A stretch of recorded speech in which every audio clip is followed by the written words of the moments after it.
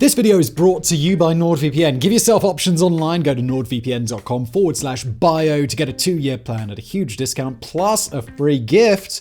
More on them in a bit.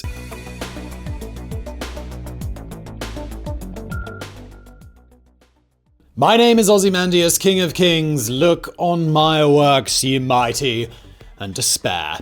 English Romantic poet Percy Bysshe Shelley wrote those famous words in 1818 to show that even the greatest of men and their mighty empires still fall prey to the ravages of time, destined to fade into oblivion. The name he chose was Ozymandias, which was what the ancient Greeks called the Egyptian pharaoh Ramesses II. But Ramesses' legacy was still alive in Shelley's time, and if anything, it's going even stronger today. All you have to do is take a walk through modern Luxor or Abu Simbel to be reminded that the pharaoh and his work still fascinate us 3,200 years later. Ramesses' almost unheard of 66-year reign as pharaoh gave ancient Egypt its final glory days, one last golden age before it all started going downhill and the civilization never managed to regain its full strength ever again. It is clear to see why later Egyptians started referring to Ramesses II as the Great Ancestor.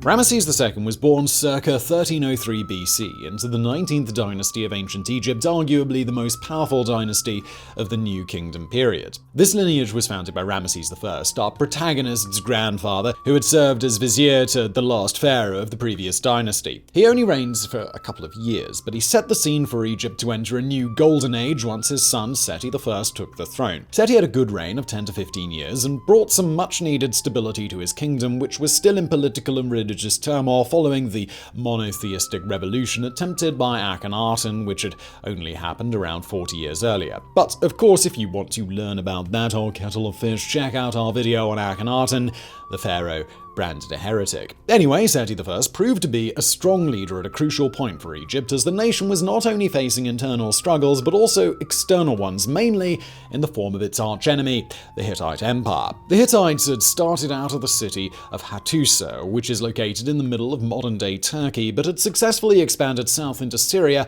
until they reached the borders of Egypt. As pharaoh, Seti took a woman named Tuya as his great royal wife, and they had several children together. Seti named his eldest son after his own father, Ramesses II. Now, I'm not going to go into Ramesses II's own family tree for two simple reasons. One, there were just too many people. He had countless wives and concubines and fathered around 100 children. And two, a lot of them died before Ramesses anyway, so they never really got the chance to do anything noteworthy. In fact, the king who ultimately succeeded Ramesses on the throne was Nefertari, his 13th son, who was already in his 60s by the time he became pharaoh. This really puts into context just how long Ramesses' reign truly was. It has been suggested, although never definitively proven, that Seti made Ramesses co-regent in his last years as pharaoh. Seti died circa 1279 BC, thus paving the way for Ramesses II to become the third king of the 19th dynasty.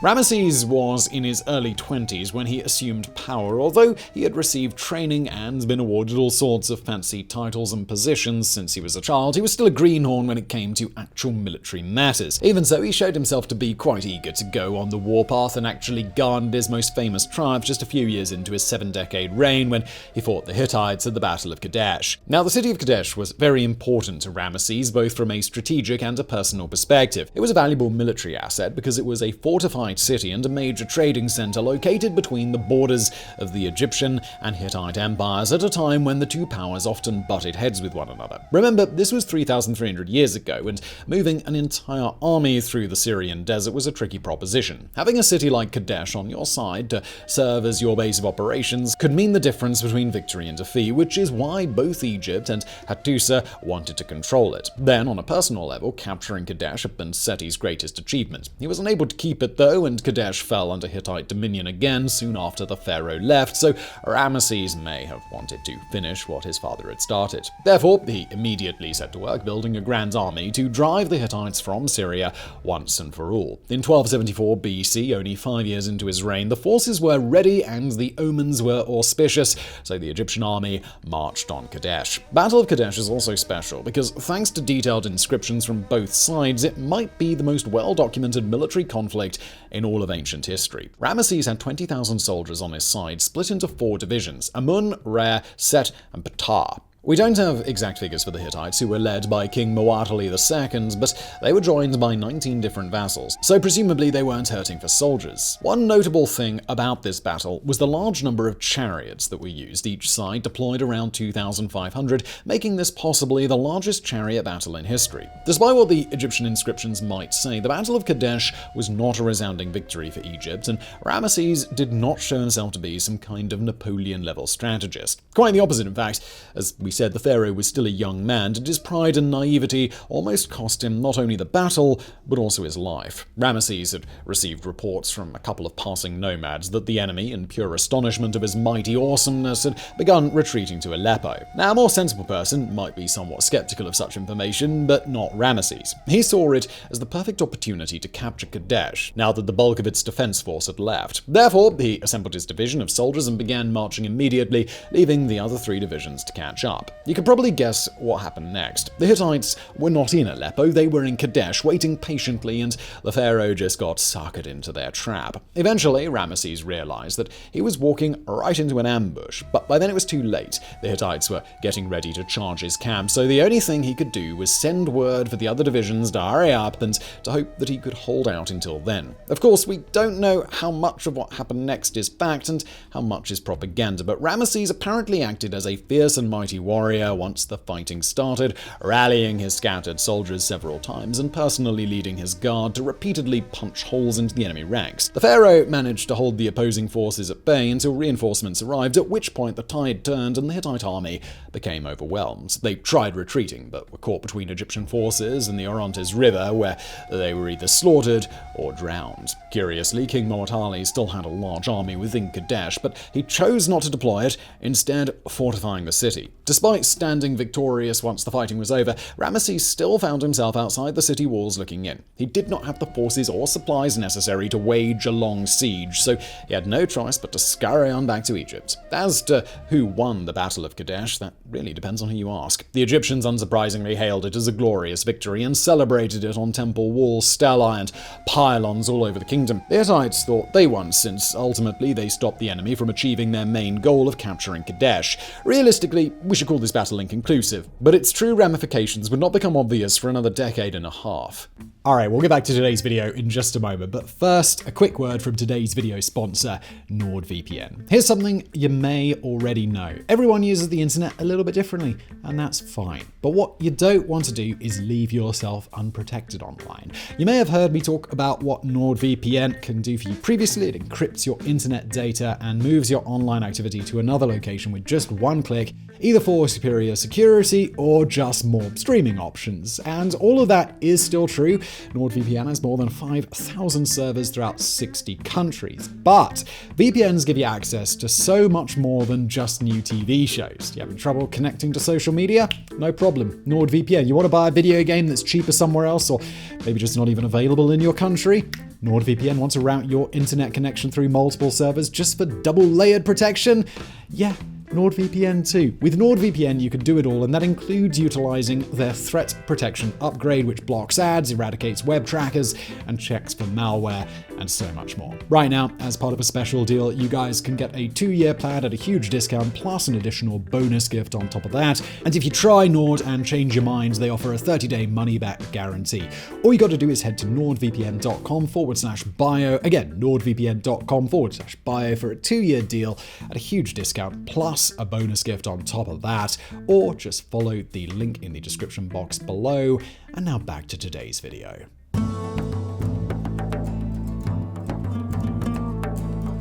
Ramesses' feud with the Hittites was far from over, but they weren't his only enemies. The pharaoh had lofty ambitions of bringing about a new golden age for Egypt, which included conquering lands that had not been a part of his kingdom for decades, even centuries, such as Canaan. At the same time, he had to protect his own territory from invaders such as the Sea Peoples. Now, in case you've never heard of the Sea Peoples, they are probably one of the most mysterious civilizations of the ancient world. We do not have any first-hand information on them. They left nothing behind to be studied, but we do know of them them through the prism of their enemies, and they had a lot of enemies. The Sea Peoples were a confederation of multiple seafaring groups who banded together sometime during the 13th century BC and started wreaking havoc on all the civilizations in the Mediterranean by raiding their coastal towns and cities. The Egyptians, the Hittites, the Greeks, and the Phoenicians all had to contend with the Sea Peoples. Today, we don't really know where they came from or what ultimately happened to them, but the invasions of the Sea Peoples are considered an important contributor to the Late Bronze Age collapse, a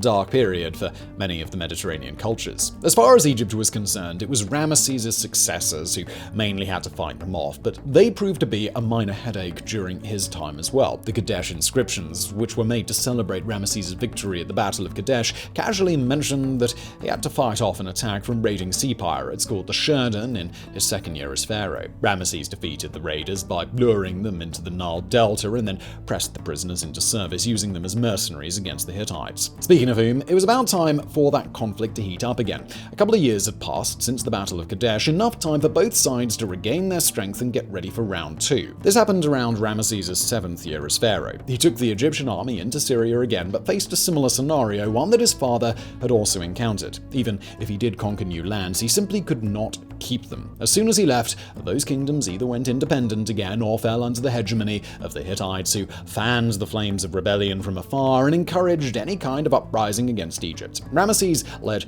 yet another military campaign into Syria in his 8th regnal year, but even though he made it further up north than ever before, reaching a lost city called Dapur, it was still just rinse and repeat. When the pharaoh went to play, the Hittites came to play. As we said, Ramesses had ambitious goals he wanted to achieve. He couldn't spend his entire reign trading border cities with Hattusa, especially when it became quite clear that neither empire was strong enough to gain a decisive upper hand over the other. Therefore, once that third Syrian campaign had ended, the feud between Egypt and Hattusa took a time out, with the two powerhouses living side by side in a labored peace. Their tense relationship culminated in 1258 BC, a landmark moment in history when Ramesses II and Hattusili III, king of the Hittite Empire, signed the Treaty of Kadesh, the world's earliest known peace treaty. It happened during the 21st regnal year of Ramesses, 16 years after the Battle of Kadesh. The treaty was written on silver tablets in 2 languages, Egyptian hieroglyphics and Akkadian cuneiform, and one copy was given to each civilization. The silver originals are long gone, but copies were made on clay tablets, and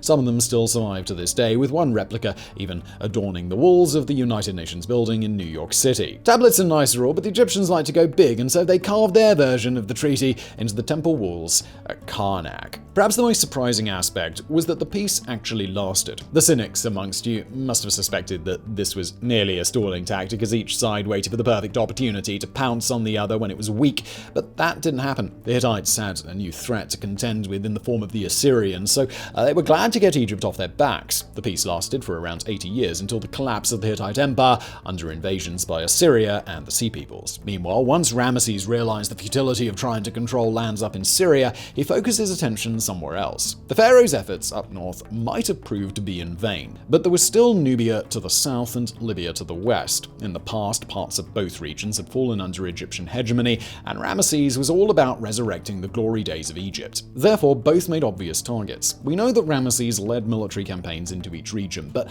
not much more than that, other than the fact that the pharaoh was successful in expanding his kingdom's borders. It was quite a long way from the Battle of Kadesh, where we knew the names and movements of each division. There are 2 likely explanations for this. 1, most of the records were destroyed, or 2, the pharaoh did not achieve anything that was worthy to write on the temple walls. It seems that Ramesses got most of the fighting out of his system in the first half of his reign. Of course, he didn't know ahead of time that he would be pharaoh for almost 70 years, so in the immortal words of Danny Glover, maybe he was just getting too old for this shit. Either way, Ramesses' lasting legacy came not as a conqueror, but as a builder.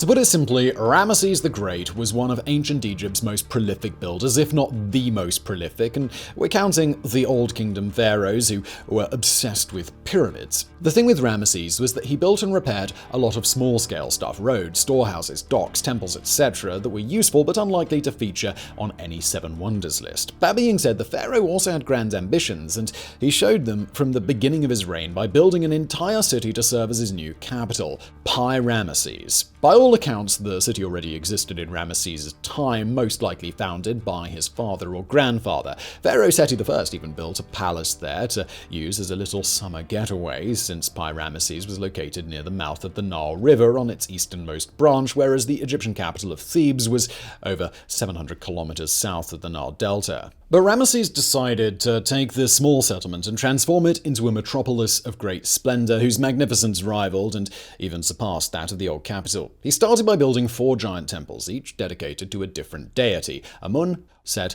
Wadjet, and most curious of all, Astarte, a Canaanite goddess adopted by the Egyptians as their own. Then he added residential areas, docks, storehouses, treasuries, canals, markets, military barracks, training facilities, and farms, everything needed to turn Ramesses into a thriving cultural, religious, and economic center. One question that still puzzles archaeologists is what exactly made Ramesses choose that particular spot? Was it personal, practical, or propaganda, or maybe all three? It could have been personal because young Ramesses grew up in that area, so maybe he simply had a soft spot for the Nile Delta. It could have been practical from a military standpoint. The pharaoh knew that the Hittites were going to be a major thorn in his side, so he needed a capital that was closer to the action, whereas Thebes was much further down south. And it could have also been a bit of clever propaganda on behalf of Ramesses, who wanted the position himself as the leader of a new golden age for Egypt. His new capital was located very close to the city of Avaris, which had served as the capital during the Hyksos period. The Hyksos had been the first foreigners to conquer Egypt, ruling as the 15th dynasty for 100 years. They were eventually defeated by Ramesses I, who became the founder of the New Kingdom period. Since then, Avaris had become a symbol of triumph over adversity for the Egyptians, so it would not be too surprising that Ramesses wanted to associate himself with that. Unfortunately, we can only speculate as to how grand and opulent Ramesses looked at the peak of its power. It seems that the dynasties that followed were not too fond of the city and began ignoring it. Then the 21st dynasty moved the capital once more, this time to Tanis, and Ramesses was doomed to serve mainly as quarry, plundered for all of its stone and other building materials, which were recycled and reused somewhere else. The city was almost completely wiped off the map, to the point that Egyptologists excavated for almost 100 years until they found the location where it once stood, near the modern village of Kintyre. The good news is that not all of Ramesses' building projects suffered the same fate. Many of them still stand, in fact, at least partially, and represent some of the main attractions for visitors in Egypt looking to travel back in time to the age of pharaohs. First, there is the temple complex at Abu Simbel, originally carved straight into a solid rock cliff before it was entirely relocated during the 1960s. Like many other monuments built during Ramesses' time, this one celebrated his victory at the Battle of Kadesh, which does make it seem like the pharaoh rested on his laurels just a little bit. Abu Simbel does show us that of all the hundreds of wives and concubines that Ramesses had, his favorite was Nefertari, his first great royal wife, since she was the only one who had her own temple, albeit much smaller in scale, next to that of the pharaoh. Nefertiti does deserve credit for helping to bring peace between Egypt and Hattusa. Even though her husband liked to brag about his victory at Kadesh on every stone he found, we know that the battle was not as conclusive as he pretended it to be, and in the long run he did little to stop the Hittite threat. It was the treaty that stopped the fighting, and Nefertari was instrumental in securing it because she was pen pals with the Hittite queen, Pudahepa. Clay tablets recovered from Hattusa revealed correspondence between the two queens, who referred to each other as sister and talked about marriage alliances between their two families to bring about peace between their gods and their husbands.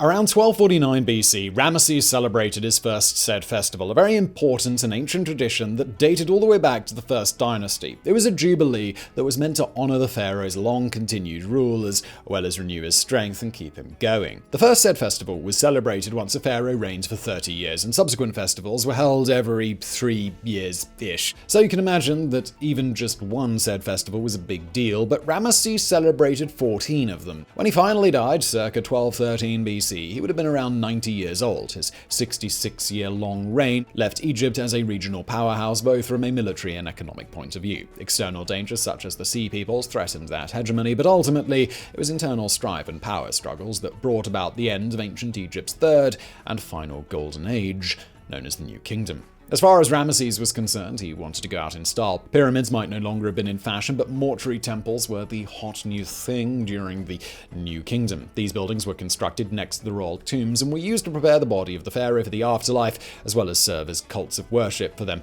long after they were gone. Ramesses' mortuary temple, or the Ramesseum as Egyptologists have dubbed it, was not only one of the pharaoh's grandest building projects, but one of the greatest mortuary temples in Egypt, possibly outclassed even by that of Hatshepsut. The latter has the advantage of still standing, whereas Ramesses' temple is mostly in ruins, prompting Percy Shelley to write the words that opened today's video. But Ramesses' story did not quite end there, because his mummy was recovered and is today resting peacefully inside the Cairo Museum. Scientific analysis revealed that the pharaoh suffered for decades from very bad arthritis, as well as teeth problems and bad circulation, but realistically, for a nonagenarian from 3,000 years ago, that's still pretty damn good. We end our story with a final fun fact about Ramesses the Great. In 1974, he was flown to France for some vital preservation work. According to French law, however, all people flying into the country, alive or dead, needed a valid passport. Therefore, Ramesses became the first and only pharaoh to be issued a passport by the Egyptian government. Date of birth, 1303 BC.